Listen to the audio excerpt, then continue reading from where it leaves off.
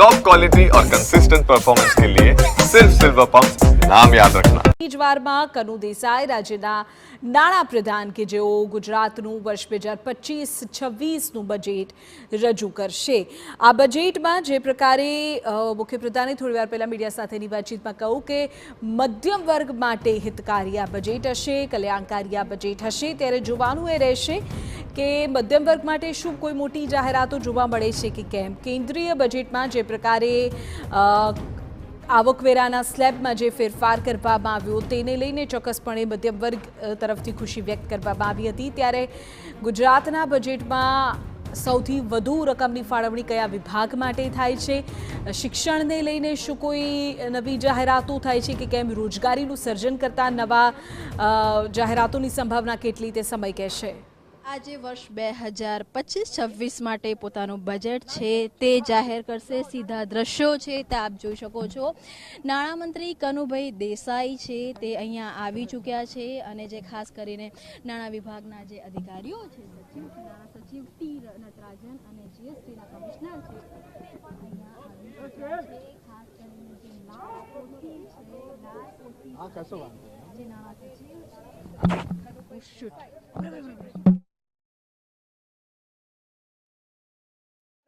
તેઓ બજેટ રજૂ કરવાના છે। આજના બજેટ સત્રમાં કેટલીક મોટી જાહેરાતોની પણ સંભાવના। ત્યારે સીધા દ્રશ્યો છે તે આપ જોઈ શકો છો।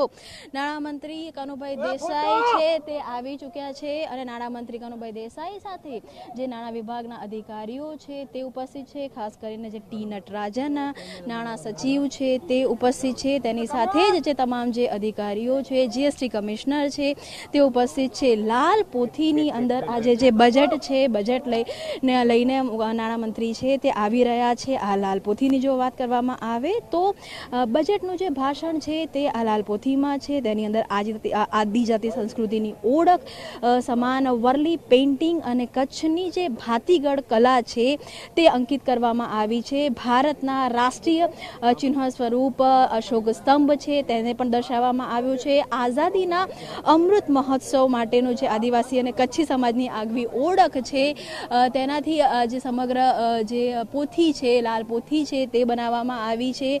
ગઈ વખતની વાત કરવામાં આવે તો ગઈ વખતના જે બજેટની અંદર અંદાજે આ વખતે 10થી 15% વધારો થાય તે પ્રકારની શક્યતા છે તે જોવા મળી રહી છે। ખાસ કરીને આ વખતની જે બજેટની થીમ છે તે મિશન જન કલ્યાણ તે પ્રકારની બનાવવામાં આવી છે। ગઈ વખતના જો બજેટની વાત કરવામાં આવે તો 3,32,462 કરોડનું બજેટ હતું, જેની અંદર આ વખતે એક અંદાજ પ્રમાણે 15%નો વધારો છે તે થઈ શકે છે। અલગ અલગ જે જન આરોગ્યની જો વાત કરવામાં આવે, જન કલ્યાણની વાત કરવામાં આવે તો તે પ્રકારના જે બજેટ છે તેનો સમાવેશ છે તે થઈ શકે છે। બજેટની સાઇઝની અંદર સૌથી વધારે જો વાત કરવામાં આવે તો જનહિતના કામો માટેનો જે વધારો છે તે થઈ શકે છે। સતત ચોથું બજેટ છે તે નાણાપ્રધાન રજૂ કરવા જઈ રહ્યા છે। ટી નટરાજન નાણાં સચિવ છે। આ બજેટનું મહત્વ એટલે પણ છે કેમ કે ટી નટરાજન નાણાં સચિવ બન્યા વખતે પહેલી વખતે આ બજેટ છે તે રજૂ કરવામાં આવી રહ્યું છે। થોડી જ વારમાં નાણાપ્રધાન છે તે સંબોધન કરશે ત્યારે જોવાનું હોય છે કે આ વખતે ગુજરાતની જનતા માટે બજેટ માટે શું છે। કેમેરામેન નમી સાથે કિંજલ મિશ્રા, TV9 ગાંધીનગર। નાણાપ્રધાન પહોંચી ચૂક્યા છે। પહેલા લાલ બેગ, ત્યારબાદ પોથી અને હવે ટેબ્લેટ એ આખું જે સ્વરૂપ છે તે નવું લઈ લીધું છે। અને જે પ્રકારે કિંજલ પણ જણાવી રહ્યા હતા તે અનુસાર કચ્છની ભાતીગળ સંસ્કૃતિ, આદિવાસી સમુદાયની સંસ્કૃતિને પણ આ જે ટેબ્લેટ છે તેનું જે બાહ્ય કવર છે તે અત્યારે રજૂ કરી રહ્યું છે।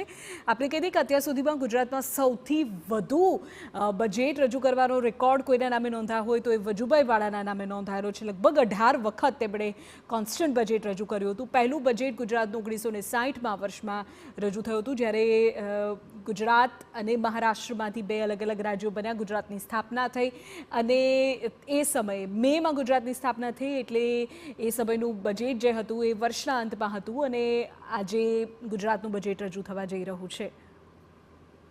આજે બજેટ રજૂ કરવા જઈ રહ્યા છો, ચોથું બજેટ, કઈ રીતનું બજેટ રહેશે? આપણા દેશના યશસ્વી વડાપ્રધાન અને વિશ્વના સર્વ લોકપ્રિય નેતા માનનીય શ્રી મોદીજીએ જ્યારે એઓ ગુજરાતના મુખ્યમંત્રી હતા ત્યારે એક વિકાસની રાજનીતિ શરૂ કરીને લોકોના કલ્યાણ માટે અનેકવિધ આયામો કરી ગુજરાતને આખા ભારતનું રોલ મોડેલ બનાવ્યું. ત્યારથી ગુજરાતમાં વિકાસ અવિરત રીતે થઈ રહ્યો છે અને આ માનનીય મુખ્યમંત્રી શ્રી ભૂપેન્દ્રભાઈ પટેલની આગેવાની હેઠળનું આ ચોથું બજેટ છે. એમાં યુવાનો અને સાથે સાથે નારી શક્તિ અને અન્નદાતાઓને વધુમાં વધુ આપણે આગળ લાવી શકીએ એ માટેના પ્રયત્નો કરવામાં આવ્યા છે.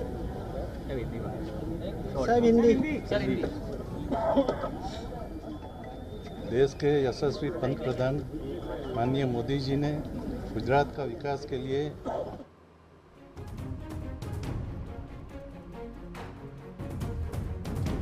તો ગુજરાતને વિકાસના પથ પર આગળ લઈ જતું આ બજેટ હશે તેવી સ્પષ્ટ વાત નાણાપ્રધાન અત્યારે કરી રહ્યા છે. થોડી જ વારમાં તેઓ વિધાનસભાના ફ્લોર પર પહોંચશે અને ત્યારબાદ બજેટની રજૂઆત કરશે.